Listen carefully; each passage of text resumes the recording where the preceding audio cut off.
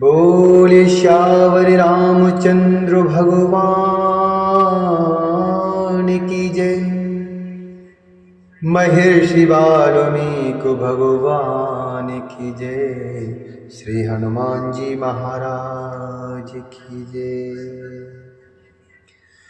श्रीमद् वाल्मीकि रामायण के बालकांड के षट्चत्वारिंशः सर्गः अर्थात 46वें सर्ग में आज हम प्रवेश करेंगे और जिसमें वर्णन है पुत्र वध से दुखी दिति का कश्यप जी से इंद्र हंता पुत्र की प्राप्ति के उद्देश्य से तप के लिए आज्ञा लेकर कुशपलव में तप करना इंद्र द्वारा उनकी परिचर्या तथा उन्हें अपवित्र अवस्था में पाकर इंद्र का उनके गर्भ के 7 टुकड़े कर डाले। अपने उन पुत्रों के मारे जाने पर दिति को बड़ा दुख हुआ। वे अपने पति मरीच नंदन कश्यप के पास जाकर बोली, हे भगवान, हत पुत्रास्मि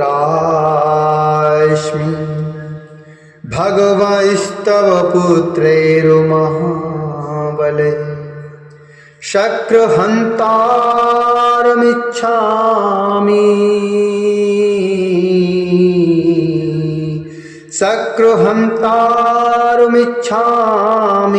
पुत्रं दीर्घतपोर्जितं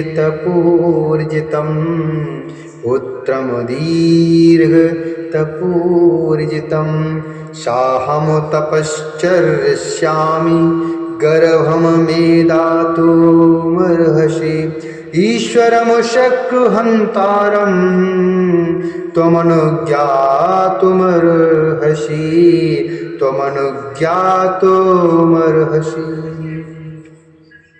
अपने पुत्रों के मारे जाने पर दिति को बड़ा दुख हुआ।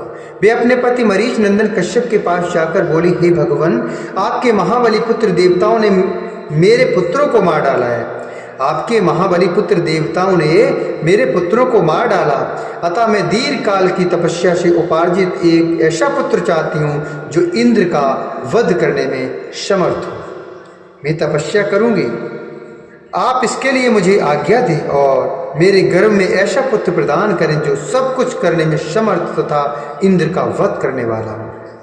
उसकी यह बात सुनकर महातेजस्वी मरीच नंदन कश्यप ने उस परम दुखिनी दिति को इस प्रकार उत्तर दिया, हे तपोधने, एवं भवतु भद्रम ते शुचिर्भव तपोधने जनयस्यसि पुत्रम त्वं शक्रहन्तारमाहवे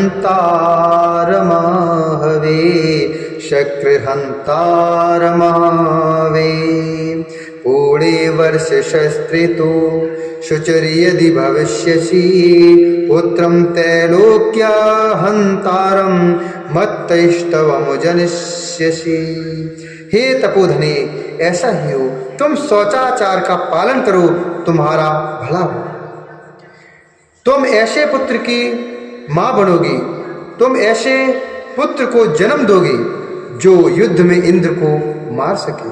यदि पूरे 1 सहस्त्र वर्ष तक पवित्रता पूर्वक रहकर तुम तो मुझसे त्रिलोकीनाथ इंद्र का वध करने में समर्थ प्राप्त कर लोगे। यदि पूरे 1 सहस्त्र वर्ष तक पवित्रता पूर्वक रह सकोगी तो तुम मुझसे त्रिलोकीनाथ इंद्र का वध करने में समर्थ पुत्र प्राप्त कर लोगी।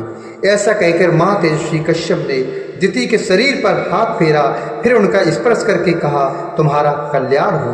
ऐसा कहकर वे तपस्या के लिए चले गए। हे नरश्रेष्ठ, उनके चले जाने पर दिति अत्यंत हर्ष और उत्साह में भरकर कुशप्लव नामक तपोवन में आई और अत्यंत कठोर तपस्या करने लगी। हे पुरुष प्रवर श्री राम, दिति की तपस्या करते समय सहस्त्रलोचन इंद्र विनय आदि उत्तम गुण संपत्ति से युक्त होकर उनकी सेवा टहल करने लगे।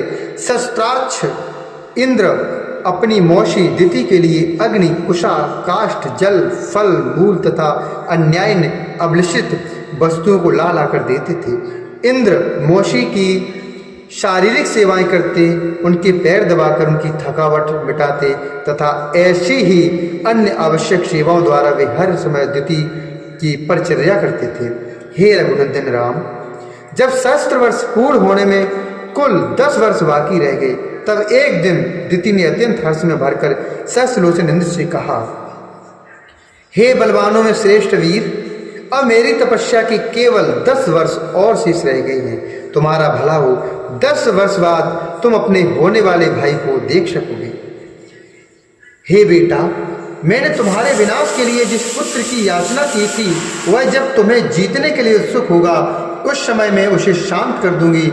तुम्हारे प्रति उसे बैर भाव से रहित तथा भ्रातृ स्नेह से युक्त बना दूंगी।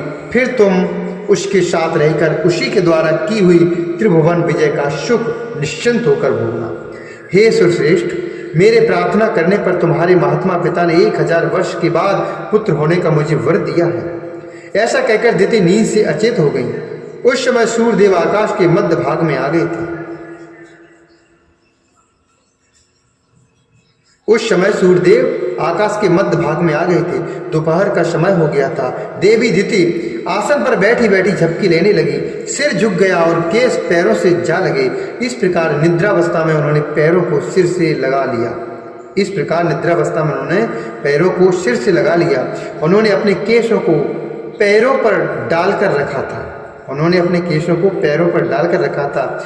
सिर को टिकाने के लिए दोनों पैरों को ही आधार बना लिया था। यह देख दिति को अपवित्र हुई जानकर इंद्र हंसे और बड़े प्रसन्न हुए। हे श्री राम, फिर तो सतत सावधान रहने वाले इंद्र माता दिति के उदर में प्रविष्ट हो गए और उसमें स्थित हुए गर्भ के उन्होंने 7 टुकड़े कर डाले।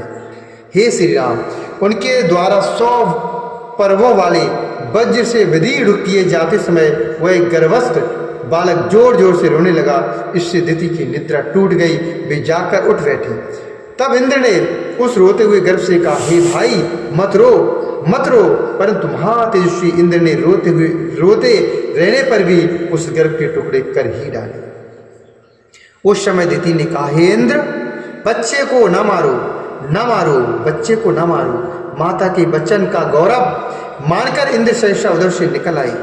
फिर वज्र सहित इंद्र ने हाथ जोड़कर दिति से कहा, हे देवी, प्रांजलिर वज्र सहितो दितिम शक्रो अभ्यभाषत असुचिर देवी सुप्ताशी पादयोः कृतिमूर्धजा पादयोः कृतिमूर्धजा तदंतरमहमुलब्धवा शक्रहंतारो महावे अभिंदम सप्तधा देवी तन्मे त्वं क्षन्तुमर्हसि।